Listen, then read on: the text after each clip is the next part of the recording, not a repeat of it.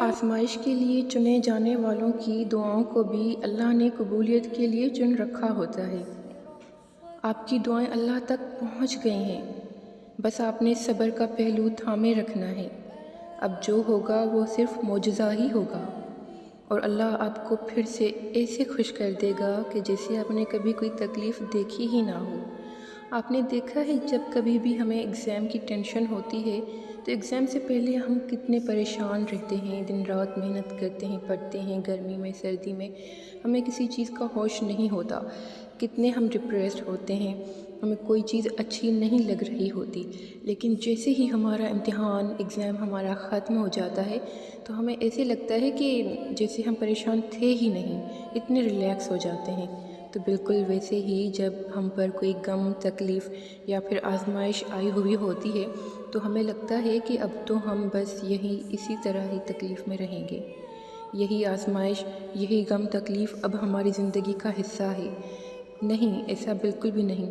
اور پھر ایک ایسا وقت آتا ہے کہ اللہ ہمیں ایسے وسیلوں سے خوشیاں پہنچاتا ہے، ایسے وسیلوں سے ہمارے دلوں کو راحت پہنچاتا ہے، ہمیں خوشیاں عطا کرتا ہے کہ ہم بھول جاتے ہیں کہ ہم نے کبھی کوئی تکلیف دیکھی بھی تھی۔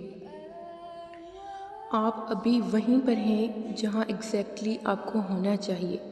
یقین رکھیں اللہ پر کہ جو بھی ہو رہا ہے وہ اللہ کے پلان کے تحت ہو رہا ہے۔ ایسے کچھ بھی نہیں جو اللہ نہیں جانتا۔ آپ اگر سمجھ رہے ہیں کہ آپ تکلیف میں ہیں، آپ پریشان ہیں، آپ رو رہے ہیں اور اللہ آپ کو نہیں دیکھ رہا تو یہ آپ کی غلط فہمی ہے۔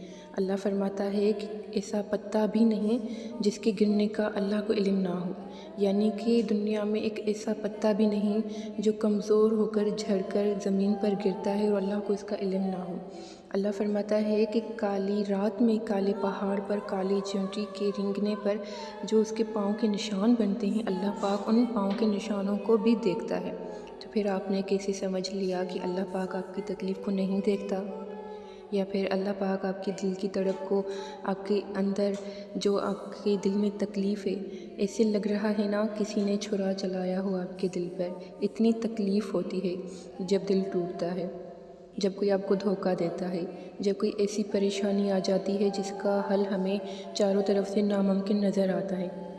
ہمیں لگتا ہے کہ اب تو بس ہم گھاٹے میں آ گئے، اب تو بس ہمارا کچھ بن ہی نہیں سکتا، اب کیا ہوگا، اب تو کوئی حل نکل ہی نہیں سکتا، اب تو ہم تباہ و برباد ہو جائیں گے، اللہ معاف کرے۔ اسے لگتا ہے نا یہ شیطانی وسوسے ہوتے ہیں۔ اگر اللہ نے آپ کو آزمائش دی ہے، اللہ نے آپ کو تکلیف دی ہے، یاد رکھیں کوئی بھی چیز اللہ کی مرضی کے بغیر نہیں ہوتی۔ تو یہ کیسے سوچ لیا آپ نے کہ یہ جو تکلیف، غم، پریشانی آپ پر آئی ہے اللہ کو اس کا علم نہیں؟ اللہ کو پتہ ہے کہ آپ پر تکلیف آئی ہوئی ہے، آپ پریشان ہیں۔ پتہ ہے یہ آپ کے اور میرے پریشان ہونے سے یہ تکلیف ختم نہیں ہوگی، یہ تکلیف اپنے ٹائم پر ختم ہوگی، جو ٹائم اللہ نے مقرر کر رکھا ہے۔ تب تک آپ نے صبر کرنا ہے، اور پتہ ہے صبر کرنے سے کیا ہوگا، آپ اللہ کے بے حد قریب ہو جائیں گے۔ اگر آپ نے اس ٹائم میں شکایتیں کر کر اور ناشکری کر کے یہ وقت گزارا تو آپ اللہ سے اور بھی بہت دور چلے جائیں گے اور اللہ کی ناراضگی مول لے لیں گے۔ اس لیے بہتر ہے کہ آپ اس وقت میں صبر کریں اور جتنا ہو سکے اللہ کے قریب ہو جائیں۔ پتہ ہے آپ کو ایسے لگتا ہے نا آپ ہر وقت ایک بوجھ کے تلے رہتے ہیں، آپ کو نیند نہیں آتی، سکون نہیں ملتا، آپ بس کہتے ہیں کہ کوئی ہمیں سن لے، کوئی ہمیں تسلی دے دے، آپ ڈھونڈتے رہتے ہیں طریقے کہ کسی طرح سے آپ کو ذہنی سکون اور دلی سکون مل جائے۔ تو میں آپ کو بتاتی ہوں آپ کو ذہنی سکون کیسے ملے گا، درود شریف سے۔ جب آپ درود پاک پڑھتے ہیں تو یقین کریں کہ درود پاک آپ کو ڈپریشن سے بچاتا ہے۔ میرا اپنا پرسنل ایکسپیرینس ہے، جب ہمیں کسی پرابلم کا سلیوشن نظر نہیں آ رہا ہوتا، کیونکہ اللہ نے اس کا ایک وقت لکھا ہوتا ہے کہ یہ اس وقت تک یہ پرابلم چلے گی اور یہ پرابلم سولو ہو جائے گی، وہ ہم نہیں جانتے، ہم انسان ہیں، ہم پریشان ہوتے رہتے ہیں کہ پتہ نہیں کب ہوگا کب ہوگا کب ہوگا۔ تو میں نے ایک ویڈیو دیکھی جس میں درود پاک کی بہت زیادہ فضیلتیں بیان کی جا رہی تھیں، تو مجھے ایک وقت یاد آیا کہ جب میں پہلے کسی بات کی وجہ سے پریشان تھی تو میں روز رات کو درود پاک پڑھتے ہوئے سو جاتی تھی۔ پہلے تو مجھے 100 مرتبہ درود ابراہیم پڑھنا بہت زیادہ مشکل لگا تھا، لیکن بعد میں مجھے اس کی عادت ہو گئی تھی اور میں فوراً سے 100 مرتبہ درود ابراہیم پڑھ لیا کرتی تھی۔ تو پھر وہ پڑھتے میری زبان پر اتنا ہلکا ہو گیا تھا کہ مجھے لگتا ہی نہیں تھا کہ 100 مرتبہ کیسے جلدی میں پورا کر لیا میں نے۔ تو پھر میں نے وہ وقت یاد کیا اور میں نے دوبارہ درود ابراہیم پڑھنا شروع کر لیا۔ جب میں نے 100 مرتبہ پڑھ لیا، میرے دل نے چاہا کہ میں اور بھی پڑھوں۔ پھر میں نے اپنا ایک ٹارگیٹ بنا لیا کہ مجھے دن میں 500 مرتبہ کیسے بھی کر کے درود ابراہیم پڑھنا ہی پڑھنا ہے۔ تو میں نے باقی سارے اذکار چھوڑ کر درود ابراہیم پڑھنا شروع کیا۔ جب میں نے 100 مرتبہ پورا کر لیا، چلتے پھرتے تسبیح اپنے ہاتھ میں رکھنا، کام کرتے وقت بھی ساتھ رکھنا، تو میں نے جب 100 مرتبہ درود ابراہیم پڑھ لیا تو میری دل ہلکی سی ہو گئی۔ دل پر ایک بوجھ ہوتا ہے نا، آپ اتنا ان پریشانیوں کو اپنے اوپر ہم حاوی کر لیتے ہیں کہ ہمیں لگتا ہے کہ بس زندگی اب یہیں رک گئی، اب کبھی بھی ٹھیک نہیں ہوگی۔ ہم تو جیسے دنیا کے سب سے بد نصیب انسان ہم رہ گئے ہیں کہ ہمارے ساتھ یہ سب کچھ برا ہو رہا ہے۔ تو وہ چیزیں جیسے دل سے نکلتی جا رہی تھیں، اور پھر میں نے جب دوسری تسبیح پڑھی تو میرے دل میں ایک عجیب سی ٹھنڈک تھی، عجیب سی ٹھنڈک۔ میں اپنی دوستوں کو بھی بتاتی تھی کہ یار میں پڑھتی ہوں درود ابراہیم تو مجھے ایک عجیب سے ٹھنڈک کا احساس ہو رہا ہے اپنے اندر، جیسے میں نے کوئی بہت ٹھنڈا پانی پیا ہو۔ تو اس طرح سے اللہ نے میرے دل کو آرام دیا۔ پھر میں نے تیسری تسبیح پڑھی، چوتھی پڑھی، یہ میں نے فوراً سے نہیں پڑھ لیا، پورا دن اس میں لگا، تھوڑا کر کے 5 تسبیحاں میں نے رات تک پوری کر لی۔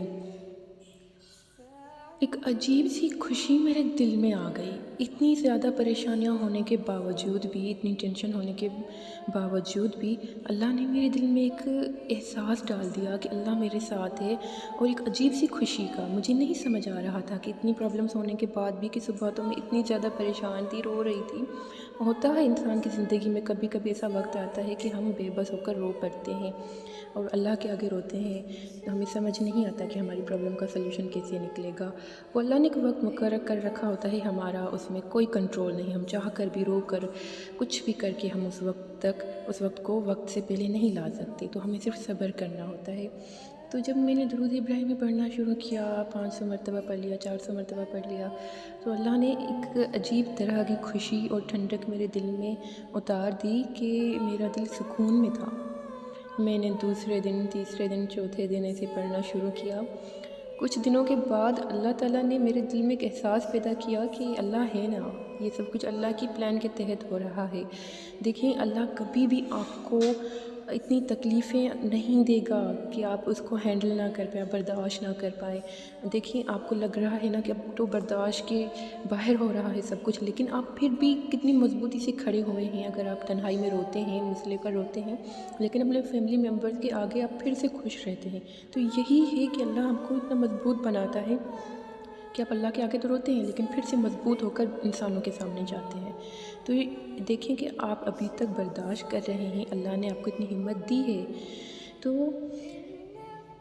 جب کچھ دنوں کے بعد میں نے درود ابراہیمی کنٹینیو کرتی رہی، میں پڑھتی رہی، تو مجھے جیسے اپنی پرابلمس میں وہ آہستہ مجھے نظر آ رہا تھا کہ میرے لیے اللہ پاک راستے بنا رہا ہے۔ لیکن وہی بات ہے کہ ایک وقت تک وہ چلتی ہیں، اللہ ہمیں اپنے قریب کرنا چاہ رہا ہوتا ہے، کیونکہ ہم اتنے غافل ہوتے ہیں کہ ہم اللہ سے دور چلے جاتے ہیں۔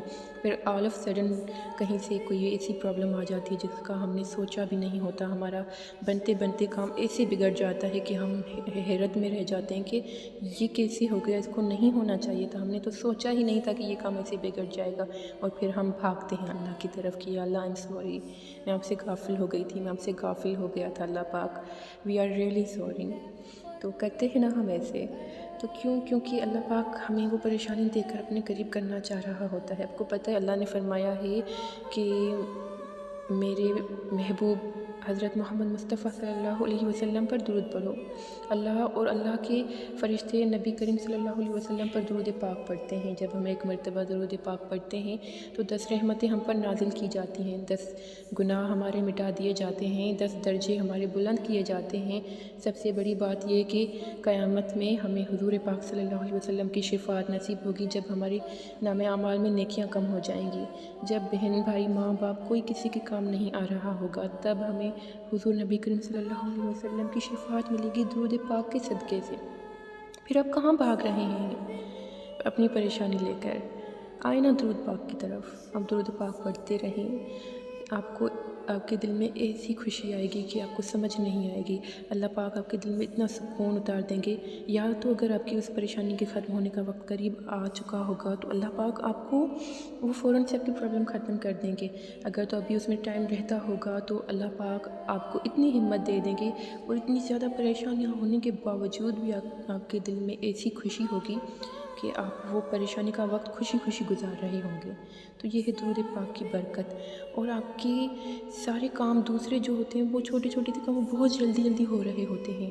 دوسری یہ کہ اللہ پاک اپنے اس محبوب بندے، اس درود پاک پڑھنے والے اس بندے کے لیے اللہ پاک دوسرے لوگوں کے دلوں میں محبت پیدا فرما دیتے ہیں، کیونکہ جب کوئی بندہ اللہ کے اتنے قریب آ جاتا ہے اور اللہ کو محبوب ہو جاتا ہے تو اللہ فرماتا ہے فرشتوں سے کہ فرشتوں یہ میرا بہت ہی محبوب بندہ ہے، میں اس سے محبت کرتا ہوں، تو تم بھی اس سے محبت کرو اور دنیا کی ساری مخلوق کے دل میں اس کے لیے محبت پیدا کر دو۔ تو اللہ پاک آپ کے ارد گرد رہنے والے لوگ اور آپ دنیا کے لوگوں کے دلوں میں آپ کے لیے محبت پیدا فرما دیتے ہیں۔ آپ جہاں جائیں گے آپ کو عزتیں ملیں گی، آپ کے لیے کام آسان ہوں گے۔ ساتھ ساتھ آپ دوسری اذکار بھی کرتے رہیں، لیکن درود پاک کو آپ لازم پکڑ لیں۔ آپ دیکھیں گے کہ آپ کی پریشانی کس طرح سے دور ہو جائے گی، آپ کو پتہ نہیں چلے گا۔ ابھی بھی جب میں آپ کو بتا رہی ہوں، ابھی اس ٹائم جب میں ریکارڈنگ کر رہی ہوں تو مجھے روم کا فین بند کرنا پڑا ہے، اور یہ جولائی کا مہینہ ہے اور اتنی زیادہ گرمی ہے کہ اتنا پسینہ آیا ہوا ہے کہ جیسے لگ رہا ہے کہ نہایا ہوا ہے میں نے پسینے سے۔